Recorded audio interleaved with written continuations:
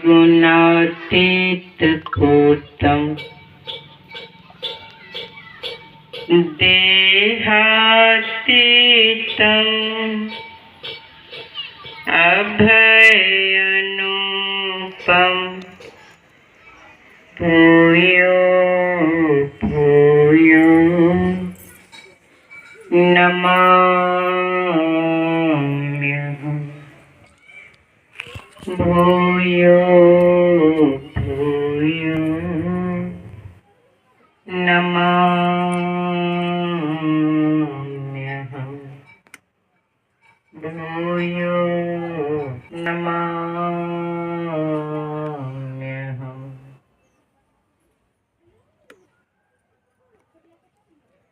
सम्माननीय साधु समाज,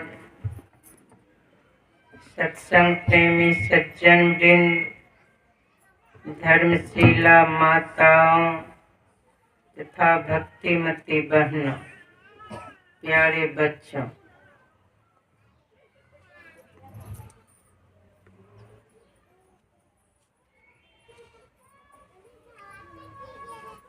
आप लोग पाठ से लेकर अभी तक पातिव्रत धर्म पर बहुत कुछ सुने।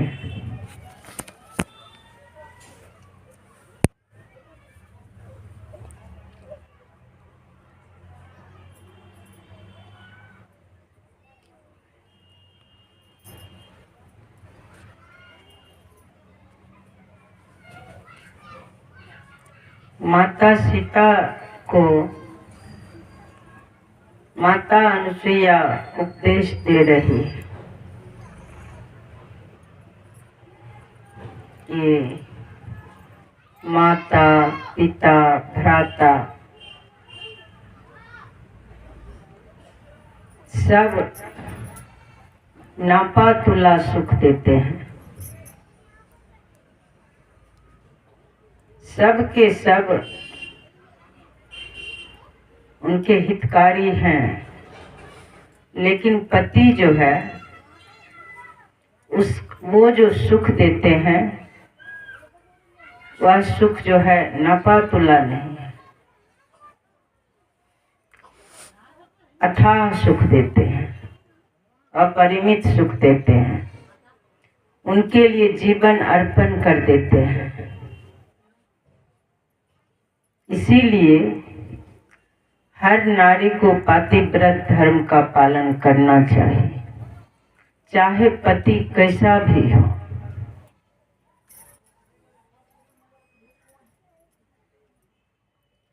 रोगी हो, क्रोधी हो, मूर्ख हो, किसी तरह से वह पति अपनाने योग्य भी नहीं हो, ये अपनाने योग्य नहीं है, ऐसा कर्म किया है, ऐसा मन में लगे, तो भी वह पति जो है उनके हृदयेश्वर है,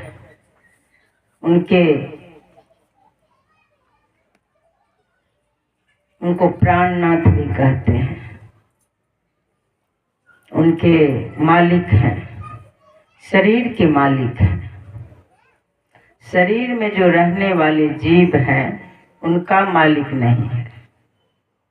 उसके लिए तो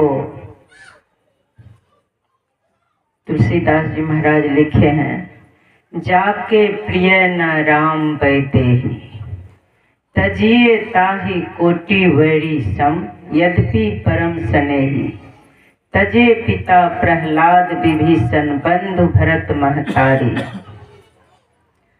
बलि गुरु तजियो।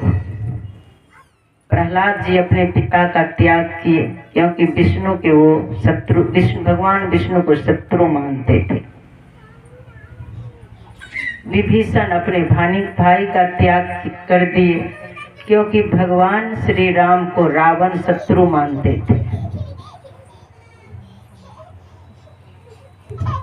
बलि भी गुरु का त्याग कर दिए, क्योंकि दान देने से बलि को रोक रहे थे उनके गुरु। संकल्प ही नहीं हो, वो संकल्प जैसे करने लगे तो वो चाहते थे संकल्प नहीं हो, मना कर रहे थे। इसलिए बलि भी अपने गुरु का त्याग किए। ब्रज के नारी सब जब श्री कृष्ण की बांसुरी बजती थी तो उस समय आप लोग जानते ही हैं, वो कोई बच्चे को दूध पान करा रही है, उसको भी छोड़ करके कोई भूज रही है, वो छोड़ करके कोई पति की सेवा कर रही है।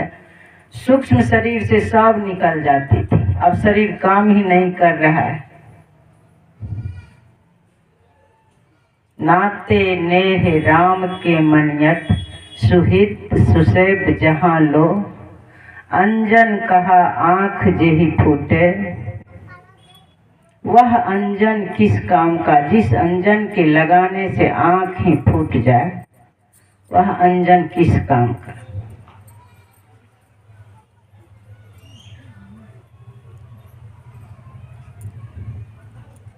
तुलसीदास जी महाराज कहते हैं,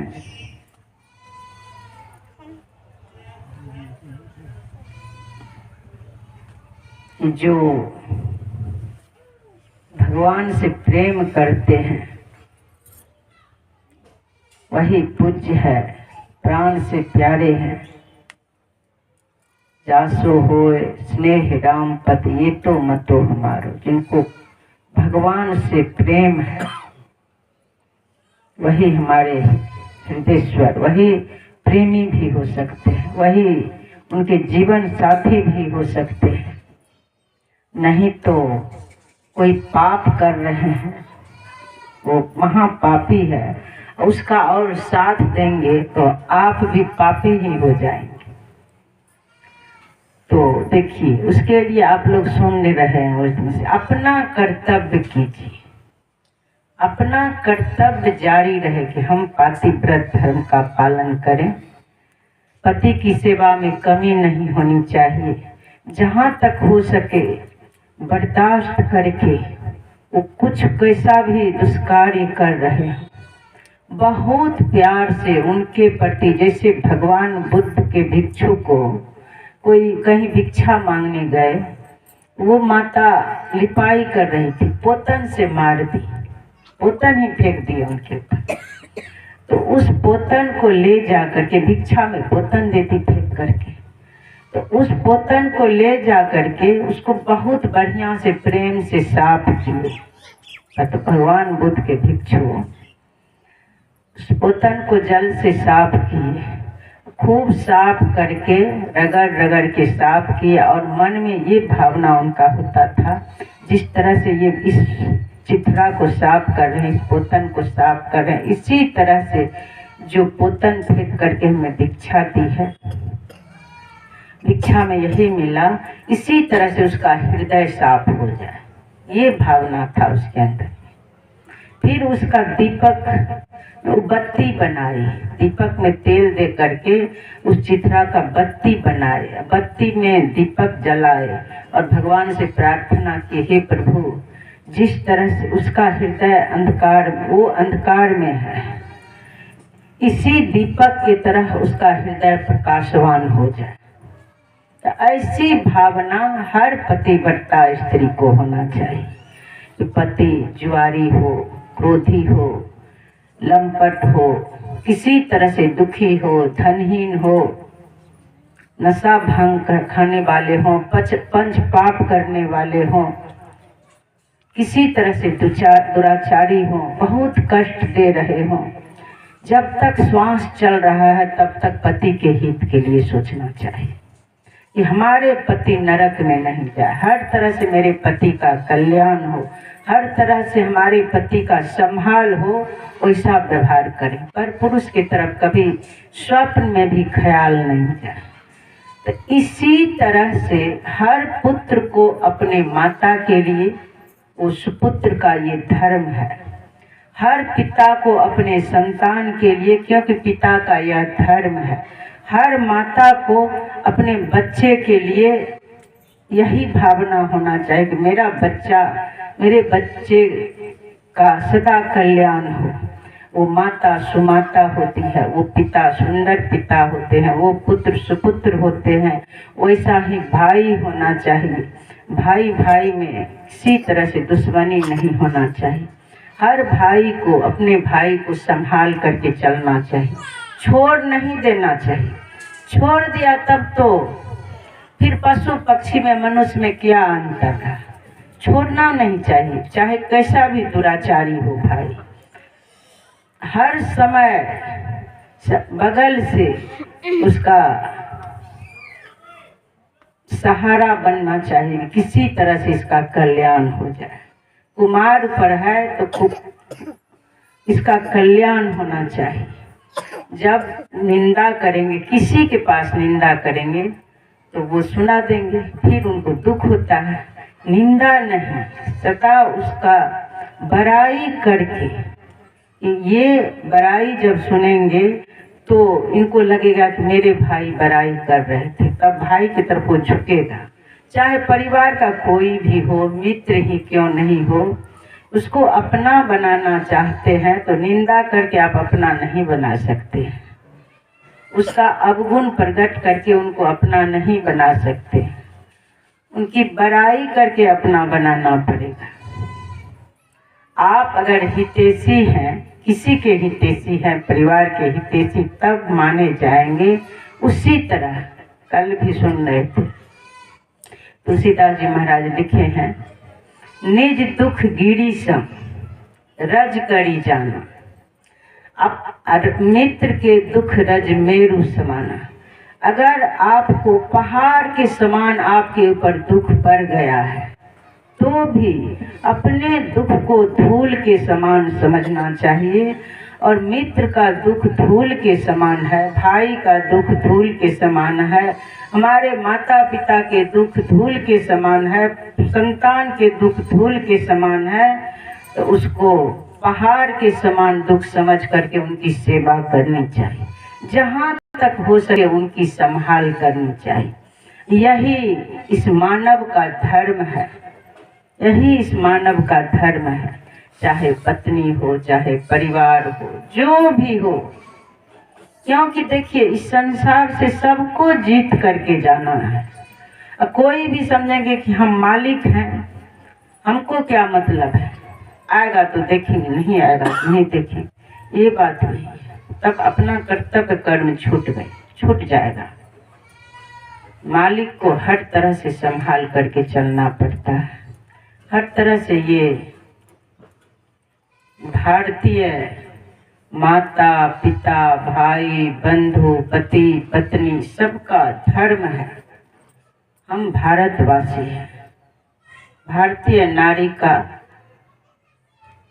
कैसा धर्म होना चाहिए, वो धार्मिक नारी स्त्री होना चाहिए, धार्मिक माता, धार्मिक पिता, धार्मिक भाई बंधु। सब धर्म को जो छोड़ देते हैं तो समझ लीजिए उसका पतन हो जाता है। कहेंगे धर्म किसको कहता है, वो सदाचारी होते हैं। पंच पाप वो नहीं करते। तो सदाचारी कैसे बनेंगे?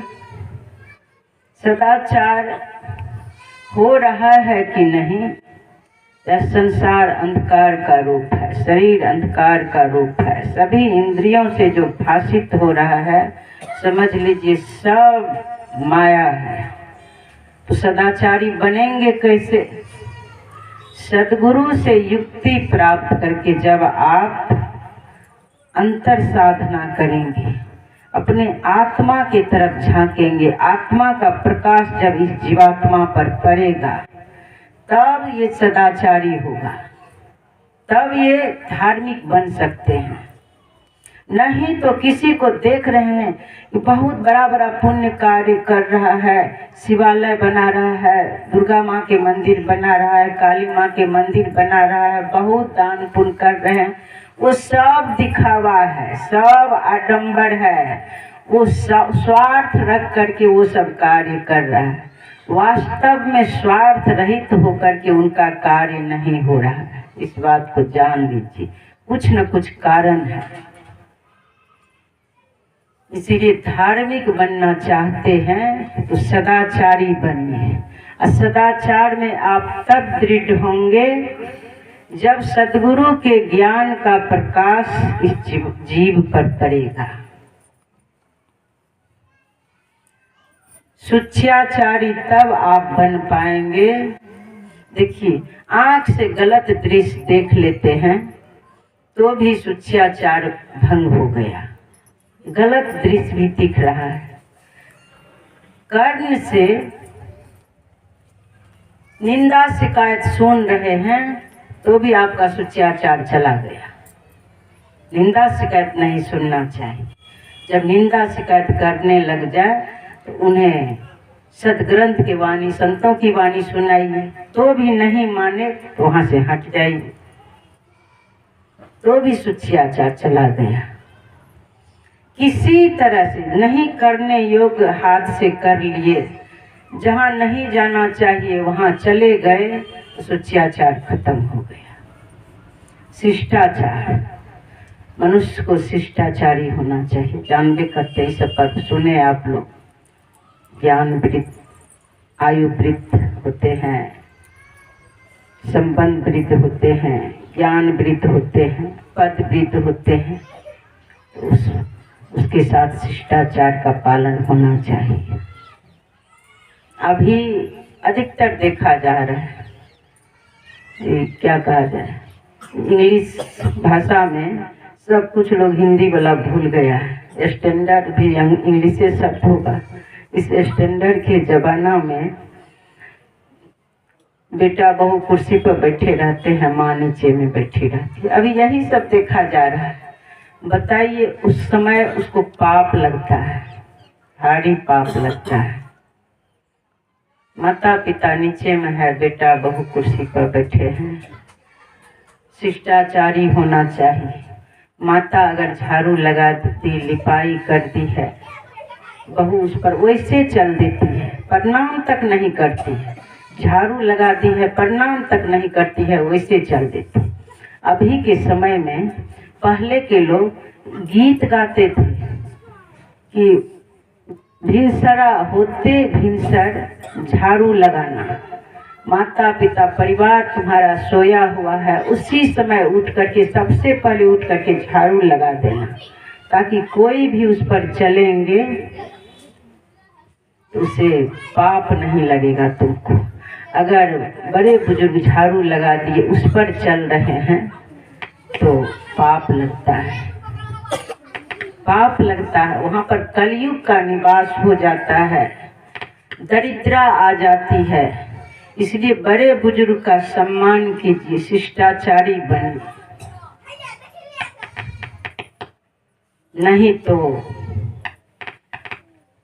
फिर पुण्य क्या होगा, पाप होने लग जाता है, उससे पाप करस लेता है।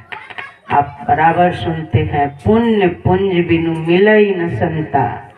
भव सागर को पार करना चाहते हैं, भव बंधन से छूटना चाहते हैं, उसके लिए पुण्य अर्जित करना पड़ेगा। अब पुण्य अर्जित कैसे करेंगे? तो सदाचारी, शिष्टाचारी, शुच्याचारी बनना पड़ेगा। अपने आप बहू है तो बहू के कर्तव्य का पालन करना पड़ेगा। बेटा को कर्तव्य का पालन करना पड़ता है। पिता, माता, सब जो भी है, ज्ञान हो गया है, संसार में जीने की कला जानने लग गए हैं, तो अपना कर्तव्य का पालन सबको करना चाहिए। सबको जीत करके जाना है। जो कर्तव्य से च्युत हो जाते हैं तो पशु पक्षी ही के समान हो जाते हैं। पशु पक्षी ही समझ लीजिए उसको। इसीलिए अपना अपना कर्तव्य का पालन करना चाहिए। एक सेठ जी थे। सेठ जी घर में इतनी व्यवस्था कर ली, शक्ति के अनुसार सुन रहे थे। ये बाबा ही है, लोग इनको प्रेम बाबा ही कहते हैं। मेरा तो बेटा है, प्रेम कहते हैं प्रेम। इससे सुन रहे थे कि घर में आमदनी है 100 रुपया, एक तो कहने का जितना आमदनी है उतना खर्च होना चाहिए। मान लीजिए आपके घर में आमदनी है 100 रुपया या 5000 रुपया, तो उसमें सदा चाहिए लोगों को, उस घर के जो गृह स्वामिनी है, जो घर को चला रही है, तो उसमें कम से कम 1000 रुपया बचा करके रखी, 500 रुपया बचा करके रखी। 5000 आमदनी है तो 500 रुपया बचा के रखिए। 100 रुपया आमदनी है तो सदा हर महीना 10 रुपया उसमें से बचा के रखिए, काम बन जाता है। अधिक खर्च कर देंगे तो सोचिए ये भी पाप लगेगा। आपके गार्जियन जो है, आपके पति हैं या आपके पिता हैं, ससुर जी हैं, सासू माँ, कोई भी, वो कैसे पूरा कर पाएंगे, कैसे पूरा कर पाएंगे। सती सावित्री की तरफ देखिए, सावित्री बाद में सती बनी है, सावित्री की तरफ, माता सावित्री की तरफ देखिए, वो राजकुमारी थी, सारे सुख सुविधा में पली थी, लेकिन वो सत्यवान को वरण कर ली थी, जिसके कारण माता पिता बहुत दुखी हुए, विवाह में कुछ नहीं दिए, लेकिन लकड़हारा से विवाह हो गया। आयु भी 1 साल का ही था, नारद मुनि बता दिए थे। सोचिए वो लकड़हारा के पास रहती है, किस तरह से रह रही है। लकड़ी काट के लाते थे, नमक रोटी हुआ कुछ भी, जैसे गुजारा होता था। नारद मुनि से दीक्षा ले ली थी, खूब ध्यान सत्संग करने लगी, खूब रात में जग जग के करती थी। आत्मा पर सदगुरु के ज्ञान का प्रकाश, सदगुरु के मंत्र का प्रकाश पड़ रहा था, जिसके कारण वो निर्मल हो गई, प्रकाशवान हो गई। वो कला जान गए कि घर में हम कैसे जिएंगे। जिसके साथ दासियां जिनकी सेवा में लगी रहती थी, अब वो हर समय मंत्र जाप करती है डर से कि मेरे पति को यमराज न ले जाए, मेरे पति की मृत्यु नहीं हो। उसके चलते डर से खूब ध्यान करती है। और सबको जाना है एक दिन, डरना तो है, डर करने डर परम गुरु, डर पारस डर सार, डरत रहे सो उबरे गाफिल खावे मार। तो देखिए वो ध्यान करती है, और लकड़हारा के वो तो नहीं जानते हैं कि वो राजकुमार, बाद में पता चला है। लकड़हारा के माता पिता अंधा अंधी है, और उस अंधा अंधी सास ससुर की सेवा इतना प्रेम से करती है कि भगवान ही है। उस पति की सेवा इतना प्रेम से करती है कि मेरे भगवान है। क्यों? ध्यान जो करती है रात में जग जग के, और सारे कार्य करते समय मंत्र जाप करती है, यही कारण है। तो सोचिए इस तरह से पति की सेवा की, जिसका फल हुआ, गया हुआ राज्य लौट गया। सास ससुर अंधा अंधी हो गए तो आँख आ गया, आँख भी हो प्राप्त हो गया। ये पति को यमराज ले गए थे, यमराज से के पास से पति को लौटा लिए। संतानहीन रहती, संतान भी हो गई, और सबको सास ससुर सोना की कटोरा में दूध भात खिला रहे हैं। बताइए, ये भजन का फल है, पातिव्रत धर्म का फल है। तो उसी तरह से सेठ जी जो थे, ये सारी व्यवस्था की, शक्ति अनुसार व्यवस्था की, सारी व्यवस्था कि मेरा बेटा बहू किसी तरह से, मेरे बेटा बहू को दुख नहीं हो। 6 बेटा का विवाह हो गया था, छोटा का नहीं हुआ था।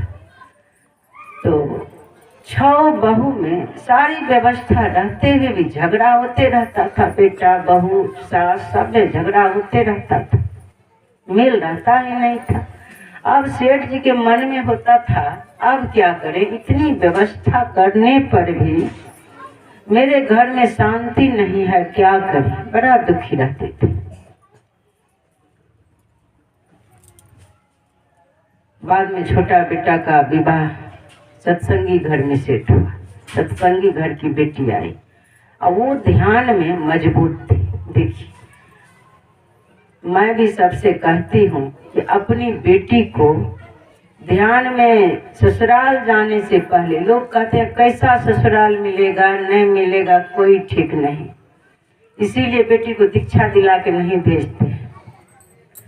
लेकिन साधु महात्मा कहते हैं बेटी को इतना ध्यान में मजबूत कर दीजिए, इतना सत्य में प्रतिष्ठित कर दीजिए, सद्ज्ञान में मजबूत कर दीजिए कि जहाँ भी जाएगी, अगर दुराचारी घर में भी पहुँचेगी तो ज्ञान, उसके ज्ञान के प्रकाश से, उसके चरित्र के आभा इस तरह से फैलेंगे कि पूरे घर प्रकाशवान हो जाएंगे, समाज प्रकाशवान हो जाएंगे।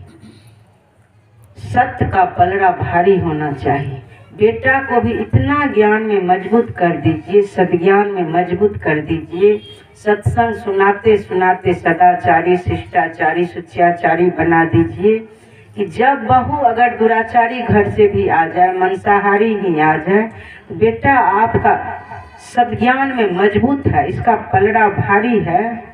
तो जहाँ सत्य का पलड़ा भारी है तो असत जिस पलड़ा पर है वो हल्का होगा कि नहीं, बताइए।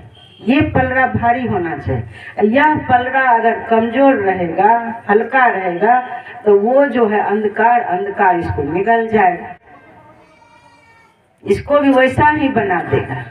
तो इसमें किसका गलती है?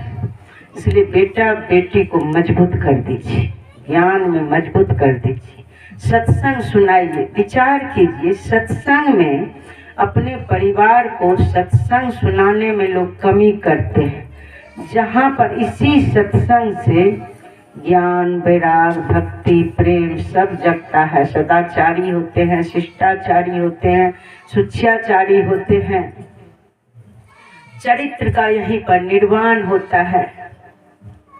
यहीं पर लोग आने नहीं देते हैं, मेला जाने देंगे, नाच ड्रामा देखने देंगे, नैहर ससुराल जाने आने देंगे, लेकिन सत्संग में बहुत लोग नहीं जाने आने देते, गलती करते हैं। तो सेठ जी के 6 बहू ऐसे थी। छोटी बहू सत्संगी घर से आई थी, तो छोटी बहू जैसे आई, रात में जब सो गए, सब कुछ देख ली वो, इशारा से, इंसान को इशारा काफी होता, इशारा सब कुछ देख ली इधर उधर। रात में सवेरे उठी है, सब सोए हुए हैं, वो स्नान करके रसोई में चली गई, स्नान करके रसोई में चली गई, कुछ कर रही है, झाड़ू वगैरह सब लगा ली। तो माँ उठी, सासू माँ बोली, बेटी ये तुम क्या कर रही हो? अभी तो तुमको खेलने का समय है, तुम्हारी बड़ी बहन सब जो है वो सब पारी लगा के यहाँ करती है, वैसे भी तुम अभी जरूरी है, नई बहू हो, कंगन भी नहीं टूटा है, अभी तुमको खेलने कूदने का समय है। बोले माँ, हम अपने से दीदी सबके भोजन बनाया हुआ करेंगे, जलपान और बनाएगी, या मेहनत करेगी तब हम खाएंगे, तब तो हमको पाप लगेगा। मुझे तो पुण्य अर्जित करना है, मुझे पुण्य अर्जित करना, अपने हाथों से सबको भोजन बना करके खिलाऊंगी, जलपान कराऊंगी, अपने हाथों से सब कुछ करूंगी।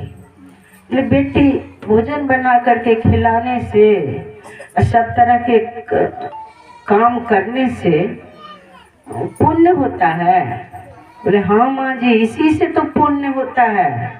अपने से जो बड़े हैं, हमारे ससुराल के जो भी परिवार है, सब सम्माननीय है, सबका हमें इज्जत देना चाहिए।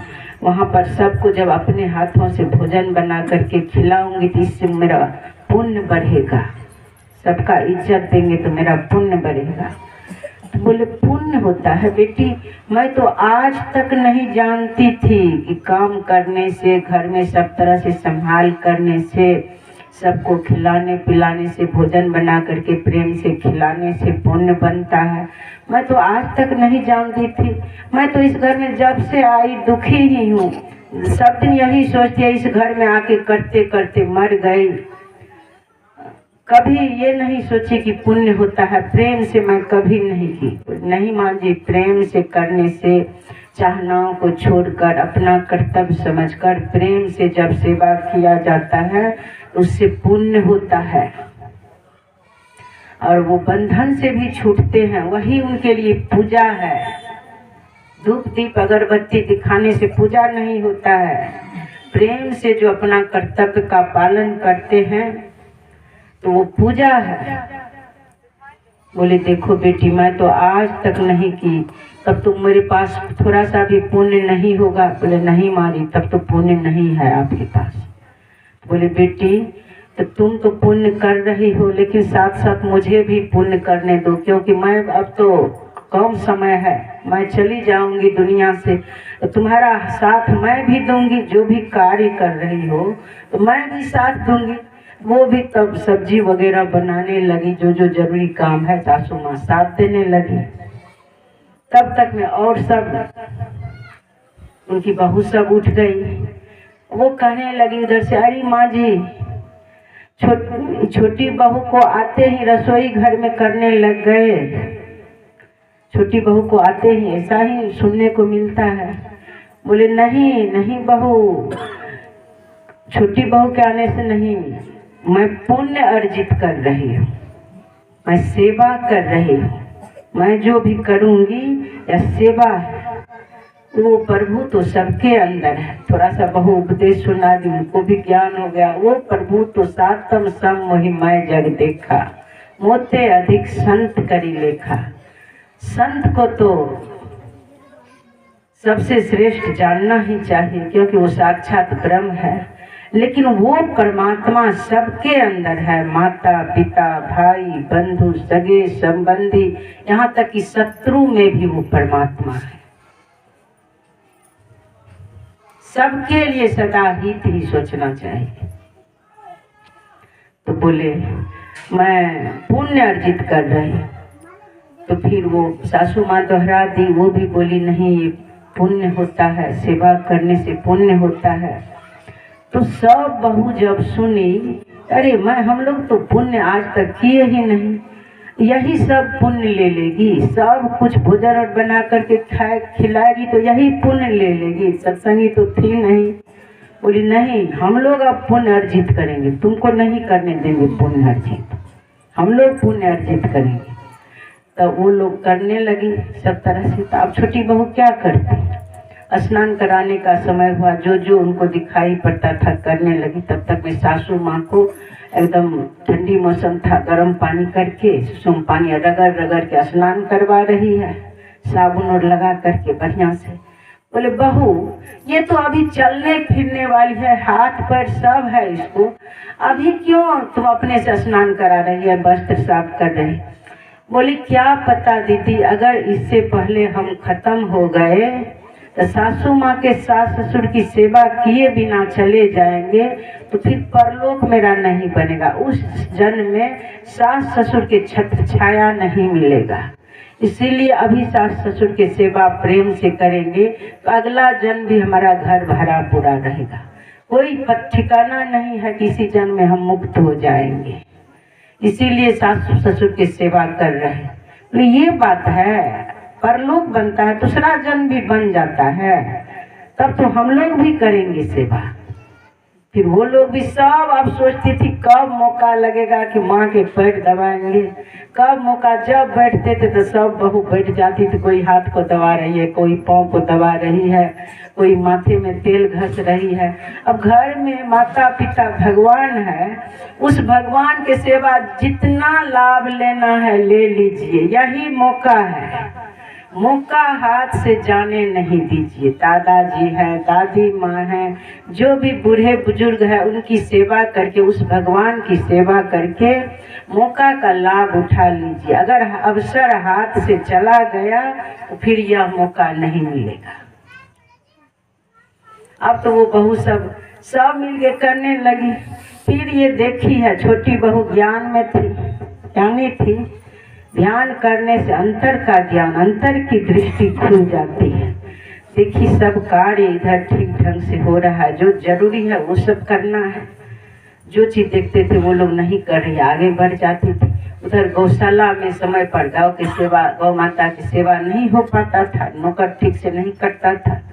ये चली गई गौशाला में, गाय सबकी सेवा करने लगी।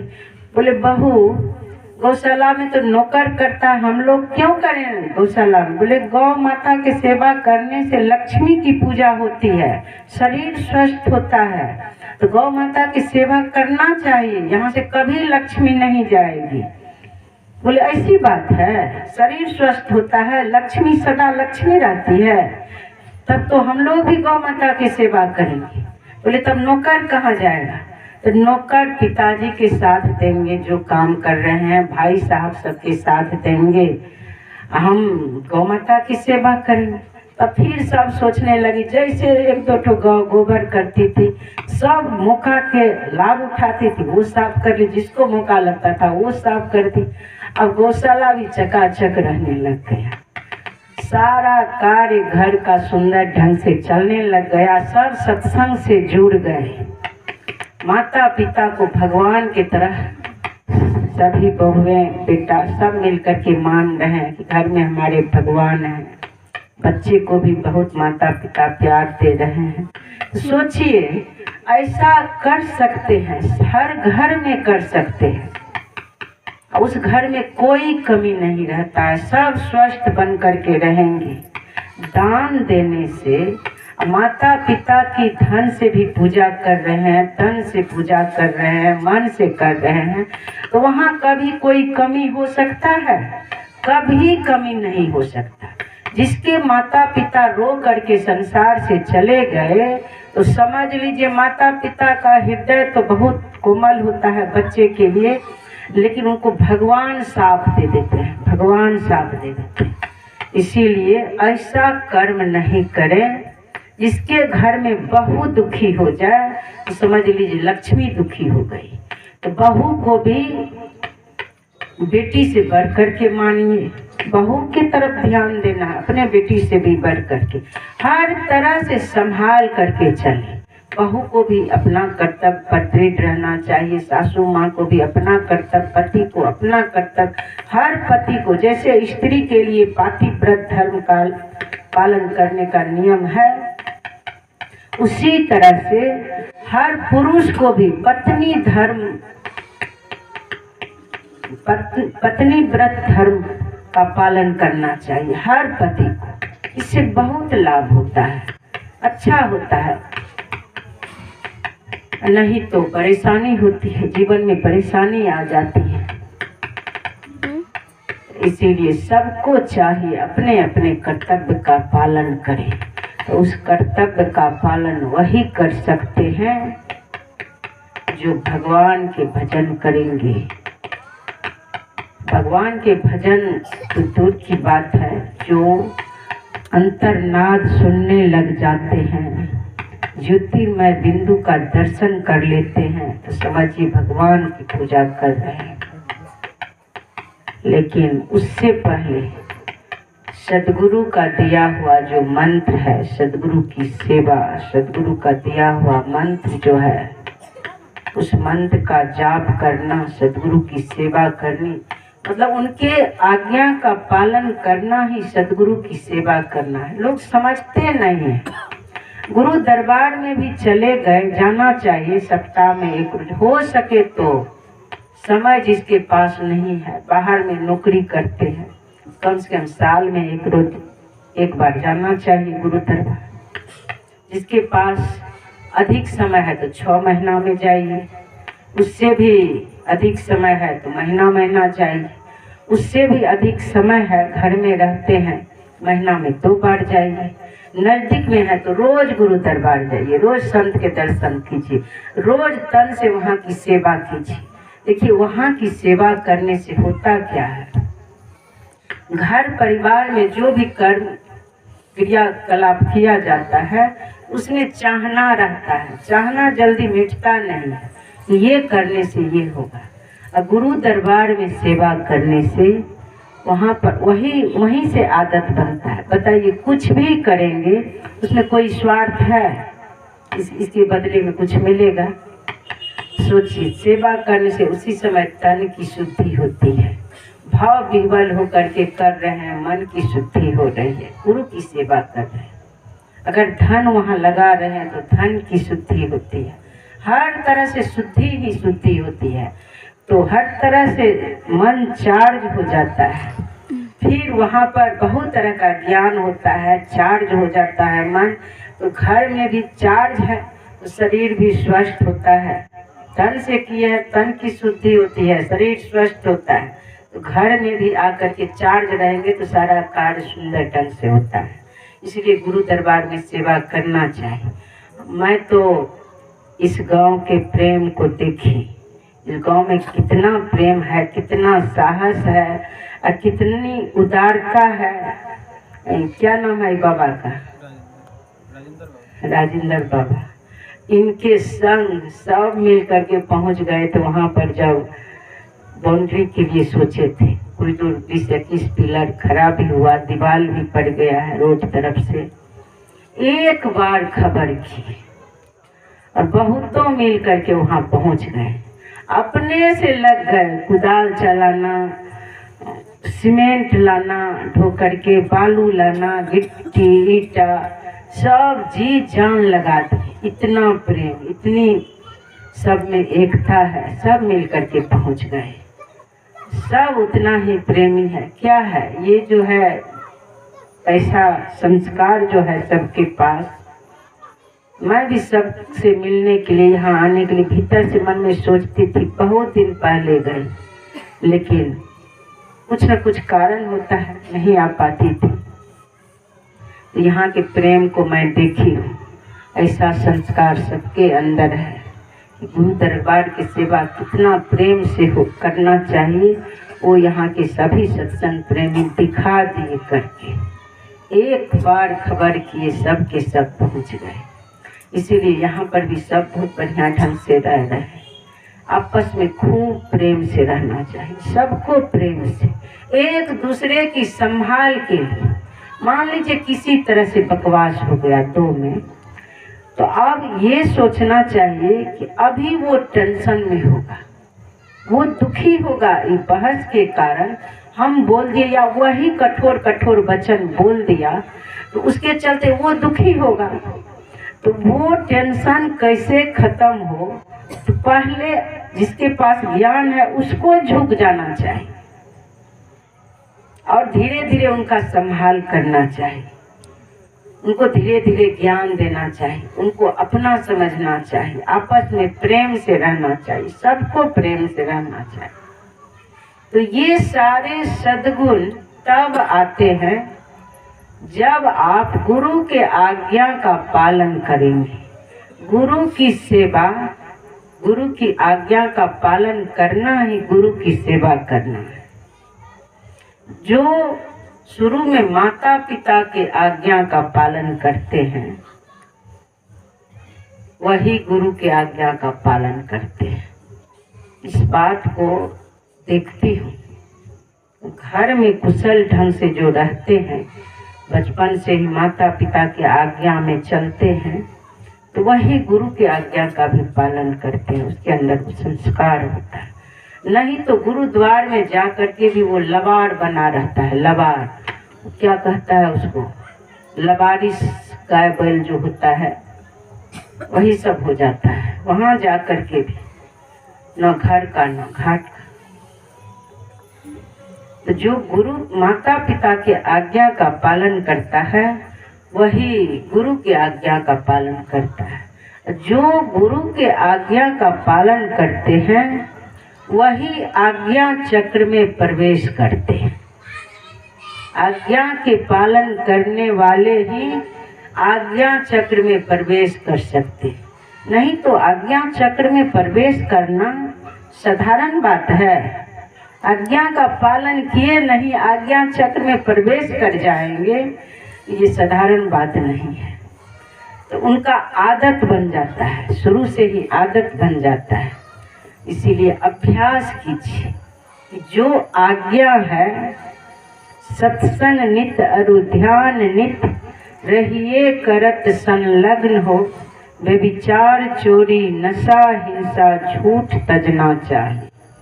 नित्य नियमित रूप से सत्संग और ध्यान करना चाहिए। पंच पाप का त्याग करना चाहिए। यह इस जीवात्मा पर देखिए घट तम प्रकाश व शब्द पट त्रय, अंधकार प्रकाश और शब्द पट त्रय जीव पर है छा रहे। अंधकार प्रकाश शब्द का पर्दा जो है इस जीव पर भरा हुआ है। घटतम प्रकाश व शब्द पट त्रय जीव पर है छा रहे। करी दृष्टि अरुध्वनि योग साधन, इनको हटाना चाहिए। दृष्टि योग और नादानुसंधान के द्वारा इस पर्दा को हटा देना चाहिए। जब पर्दा को हटा देंगे तब आप उस परमात्मा का दर्शन होगा। उस परमात्मा का दर्शन जैसे होने लग गया तो उसमें आप लय हो जाएंगे। देखते ही देखते चेतन का भी जो आवरण है, चेतन का भी आवरण उतर जाता है। फिर आप अपने स्वरूप में स्थित हो जाएंगे। अपने स्वरूप में स्थित हो गए। अब हम प्रभु हम एक ही होई, द्वंद अरु द्वैत रहे नहीं कोई। अब समान रूप से सर्वत्र आप ही हैं। सर्वत्र सबके अंदर भी आप ही हैं और सबसे बाहर भी आप ही हैं। समान रूप से सर्वत्र आप ही हैं। आपको छोड़ करके कोई है ही नहीं। बताइए, अब आप ही हैं। वो उस एक को जान लेने पर सब संशय खत्म हो जाता है। विद्यते हृदय ग्रंथि छिद्यन्ते सर्व संशया क्षीयन्ते चास्य कर्माणि तस्मिन् दृष्टे परागरे। परे से परे परमात्मा को जान लेने पर हृदय की ग्रंथि टूट जाती है, सभी संशय छिन्न हो जाते हैं। तब सब कुछ पता चल जाएगा। तब तो देखेंगे यह सब मेरा ही रूप है। हर रूप में मैं ही। लता वृक्ष पशु पक्षी जितने भी जीव जंतु संसार में हैं, सब में मैं ही। मेरे सिवा कुछ है ही नहीं। सबके प्रति दया दृष्टि रहेगी। कोई शत्रु भी आपका शत्रु नहीं रहेगा। सब के सब आप के मित्र बन जाएंगे। किसी में कमी दिख रहा है, किसी में भी थोड़ी सी भी कमी दिख रहा है, समझ लीजिए मन रूपी दर्पण अभी मैला है, अभी साफ नहीं हुआ है, इसीलिए कमी दिख रहा है। और जिस दिन बिल्कुल साफ हो जाएगा किसी में कमी नहीं दिखेगा। सब आपका ही रूप है। जो भी दृश्य दिख रहा है सब आपका ही रूप है। तो ऐसी स्थिति पाने के लिए, इस अवस्था में आने के लिए और यही करने के लिए, इसी अवस्था में आने के लिए यह मानव शरीर मिला है। और इसी जन्म में होना है। अगर आप लगन से किए तो इसी जन्म में होगा। इसी अवस्था में आने के लिए सद्गुरु से युक्ति लेना पड़ता है। सद्गुरु से युक्ति प्राप्त करके दीक्षा मंत्र ले करके, देखिए जैसे दीक्षा मंत्र लेते हैं, दीक्षा का मतलब होता है दी इच्छा, मतलब अपनी इच्छा आज से दे दी। अब अपनी इच्छा नहीं, जो दीक्षा ले लेते हैं, जो गुरु महाराज के शिष्य बन जाते हैं, इनके भक्त बन जाते हैं, अब अपनी इच्छा नहीं है। अब जिस घर परिवार में आप हैं, उस परिवार में जो खुशी से मिल जाए, कर्तव्य कर्म करने का आपका अधिकार है। फल का अधिकार आपको नहीं है। अब आपको जो वस्त्र मिल जाए खुशी से स्वीकार करेंगे। जो भोजन बनाए हैं मिल जाए तो उसको स्वीकार करेंगे। ये नहीं कि ये कम हुआ, वो कम हुआ, ये वस्त्र पसंद नहीं हुआ, हमको ये चाहिए वो चाहिए, ये नहीं। जैसे भिक्षु को भिक्षु भिक्षुनी को जो भिक्षा मिल जाता था उसको स्वीकार करते थे, उसमें भी अधिक मिल जाता था तो दान कर देते थे। उसी तरह से जो घर परिवार में मिल जाए उसको प्रसाद समझ करके स्वीकार करेंगे। अधिक है तो घर परिवार में जो भी है हमारे रिश्ते नाते जिनको जरूरी है दान कर देंगे। इस तरह से जीवन जीना चाहिए हर सत्संग प्रेमी को। अगर इस तरह से नहीं करते हैं तो आप कौन सत्संगी हैं? सत्संगी मतलब सत्य का संग हो रहा है। अभी ज्ञान श्रवण कर रहे हैं, सद्ज्ञान को श्रवण कर रहे हैं, सत्य का संग हो रहा है। मन से मंत्र को धारण किए हुए हैं, सत्य का संग हो रहा है। सद्ग्रंथ पढ़ रहे हैं तो सत्य का संग हो रहा है। आंतरिक सत्संग, बाहरी सत्संग, हर तरह से सत्संग करते रहिए। सारे कार्यों को करते हुए मन से मंत्र को धारण किए रहिए। जो दृष्टि योग करते हैं तो कार्य करने वक्त भी लक्ष्य पर रहना चाहिए। इस चीज को मैं देखी, मार्ग में चलती थी तो प्रयास रहता था कि इधर उधर नहीं देखूं, बस कुछ दूर देख लिए फिर अपने आप को समेट रहे हैं, लक्ष्य पर रह करके सामने देखते हुए चल रहे हैं। कुछ दूर आँख भी बंद कर लिए, फिर बीच में देख लिए, हर समय वो ध्यान ही करते रहते। हम लोग घर में सुबह में बहुत कार्य होता है, दोपहर में चावल चुनते थे कि कल जो चावल बनेगा या रात में बनेगा या कल बनेगा, तो काला चावल धान वगैरह निकाल देते थे। देखिए मानस जाप, मानस ध्यान, ध्यान के समय दृष्टि योग का भी अभ्यास करते हैं। बीच बीच में दोनों दृष्टि की धारा को एक करने की कोशिश करते हैं। जिसका मानस जाप, मानस ध्यान सिद्ध हो जाता है तो दृष्टि योग होने लग जाता है, सामने दिखने लग जाता है, नहीं तो सामने दिखता भी नहीं है। तो जब चावल चुनने बैठते थे तो काला चावल पर जैसे देखते थे तो शुरू में तो ऐसा नहीं होता था, लेकिन सिमट जाते थे, मन होता था ध्यान कर। अब बाद में ऐसा हो गया कि काला चावल को जैसे देखते थे, अब पकड़ना चाहते थे, वैसे ही दोनों दृष्टि की धारा एक हो जाती थी। अब गला ऊपर हो जाता था, आंख बंद हो जाता था, आंख मुंह सब बंद, अंतर्मुख हो गए। अब कितना भी घर के लोग प्रयास करते थे ये बहिर्मुख हो जाए, नहीं हो पाता था। अब सोचिए कोई दृष्टि योग मेहनत करके नहीं करते थे, कार्य करते करते दृष्टि योग हो गया। श्री सद्गुरु महाराज की जय।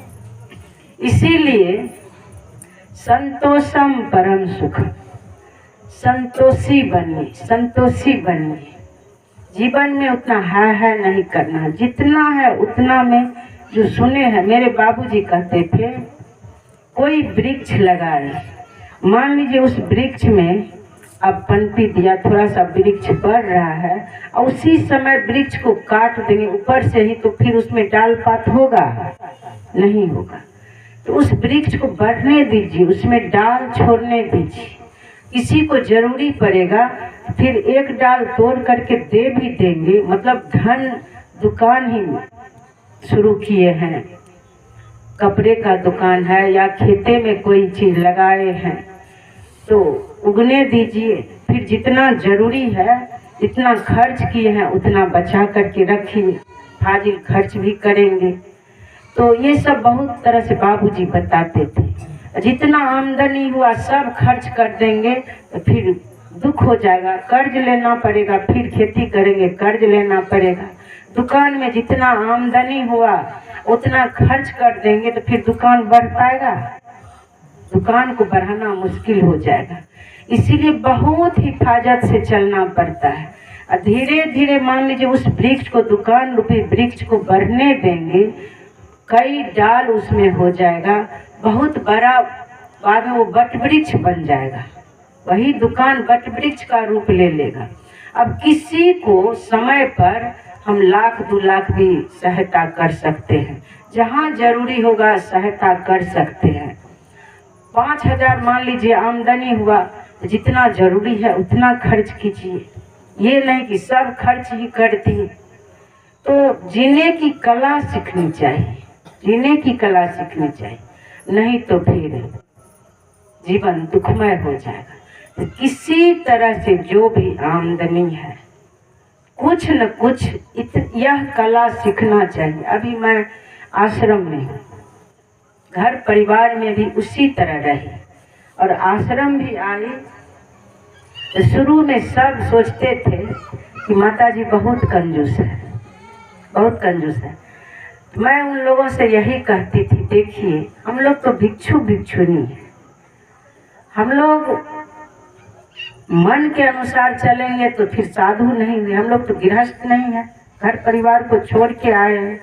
एक दिन पूरा सबका प्रयास रहा कि नहीं तिला संक्रांत पर्व है, इसमें दही चूड़ा होना चाहिए, ये व्यवस्था होना चाहिए। तो मैं बहुत खुश थी, सबकी एकदम दही चूड़ा बढ़िया से होना चाहिए।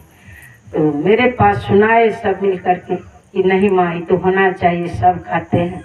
शुरू में 2-4 साल गाय भी नहीं थी, अब तो गाय और सब कुछ भरमार हो गया है वहाँ। तो मैं उनसे बोली कि देखिए, फिर क्या बोले, बार बार मैं आप लोगों को समझाती हूँ, आप लोग यही बात फिर लागू कर देते हैं। हम लोग भिक्षु भिक्षुनी हैं, संक्रांत पर्व है तो है, हम लोग तो प्रसाद ग्रहण करते हैं, जो इस दरबार में होगा। मैं तो किसी से मांग भी नहीं करती हूँ, चाहे कुछ हो जाए। कोई भी 4-5 बार ध्यानाभ्यास होता है, गुरु जयंती, गुरु पूर्णिमा, परिनिर्वाण दिवस, तो बहुत तरह के वहाँ पर